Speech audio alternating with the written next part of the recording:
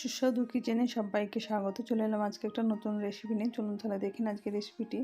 আজকে বানিয়ে নেবো কালবোস মাছের ঝোল রেসিপি। এর জন্য প্রথমে আমি কালবোস মাছগুলোকে এরকম পরিষ্কার করে ধুয়ে নিয়ে এখন জলটা ভালোভাবে নিংড়ে নিয়ে একটা বাটির মধ্যে দিয়ে দিলাম লবণ, হলুদ গুঁড়ো, লঙ্কা বাটা, পেঁয়াজ, রসুন, লঙ্কা এগুলো আমি একসঙ্গে বেটে রেখেছিলাম আগে থেকে, সেটা দিয়ে দিলাম। দিয়ে এটা ভালোভাবে এখন হাতের সাহায্যে একটু ভালোভাবে মেখে নেব। অন্যদিকে আমি এইদিকে 1 চামচ পোস্ত,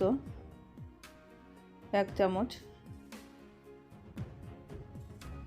আর এখানে মোটামুটি 15টার মতো নিয়েছি কাজু, সেটাকে এখন বেটে নেব। এইদিকে নিয়েছি গুঁড়ো পাউডার দুধ, এখানে নারকেল কোড়া কিংবা নারকেলের দুধ যদি না থাকে তাহলে এর গুঁড়ো পাউডার দুধ দিয়ে এই মাছের ঝোলটা করলে কিন্তু খেতে অসাধারণ লাগে। এখন এটাকে আমি আগে থেকে রেডি করে রাখছি। এটা গরম হালকা জল নিয়েছি, সেই জলের মধ্যে নিয়ে আমি মোটামুটি 2 চামচ মতো দিয়ে এটাকে গুলে রেখে দিলাম। এখন মাছগুলো আধ ঘন্টা আগে মাখিয়ে রাখা ছিল। এমন একটা ওভেনে প্যান বসে এখানে প্যানটা ভালোভাবে গরম করে নিয়ে এখানে দিয়ে দিলাম সরিষার তেল আর 1 চিমটে মতো লবণ দিলে নাকি তেলটা মাছ দেওয়ার পরে ছিটকয় না, ওই জন্য আমি এটা দিলাম। এটা যদি আগে আমি কোনোদিন ব্যবহার করিনি, আজকে এটা প্রথম ব্যবহার করছি। এখন আমি মাছগুলো দিয়ে দেব।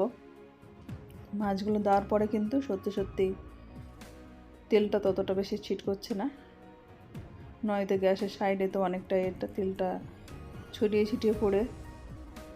এখন মাছগুলোকে আমি মিডিয়াম ফ্লেম করে নিয়ে উল্টে পাল্টে ভেজে নেব হালকা লাল করে এরকমভাবে। এটা বেশি কড়া করে ভাজার প্রয়োজন নেই, মাছটা কিছুটা কালার হয়ে গেছে।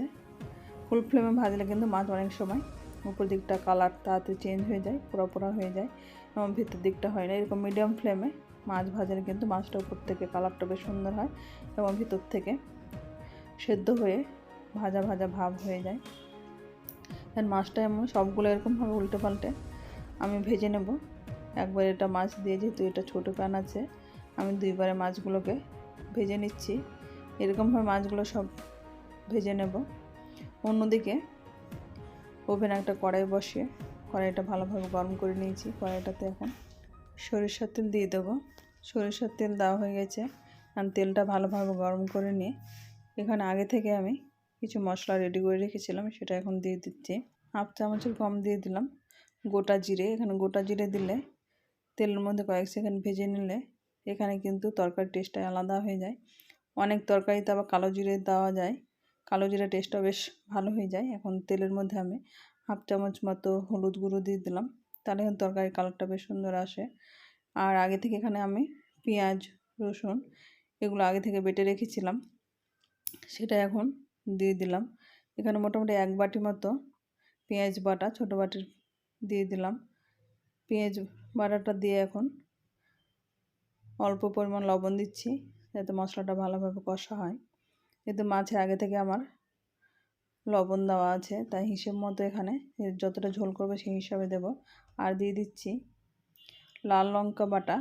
কাঁচা লঙ্কাগুলো লাল হয়ে গেছে, সেগুলো বেটে দিয়ে দিলাম। এক্সট্রা আমি লাল লঙ্কার গুঁড়ো আর ব্যবহার করছি না। আর মশলাটা ভালোভাবে কষে নেব। মশলাটা থেকে কিন্তু কষতে তেল ছেড়ে গেছে, সাইডটা দেখে বুঝতে পারছেন। জলটা টেনে নিয়ে ঝোলটা অনেকটাই শুকিয়ে গেছে। আর এখানে আমি 2টো টমেটো পেস্ট করে দিয়ে দিয়েছিলাম। আর ভালোভাবে এটা কষা হয়ে গেছে। এখানে যে পোস্তটা বেটে রেখেছিলাম আর কাজু, সেটা এখন দিয়ে দিলাম। এখন এটা দিয়ে বাটিটা ধুয়ে অল্প পরিমাণে জল দিয়ে মশলাটা ভালোভাবে নেড়ে চেড়ে আরও কষে নেব 3-4 মিনিট মতো, যাতে পোস্তটা ভালোভাবে কষা হয়। এখানে চাইলে অনেকে আবার পোস্তটা ঝোলটা ফুটে যাওয়ার পরে এটা দেওয়া হয়, আমি কিন্তু এখানে মশলাটার সঙ্গে একেবারে কষে নিই। আমাকে এটাই ভালো লাগে। আপনারা যেমন ইচ্ছে তেমনভাবে এটা রান্না করতে পারেন নিজেদের পছন্দ মতো। এখন পোস্তটা দিয়ে ভালোভাবে এটাকে কষে নিলাম।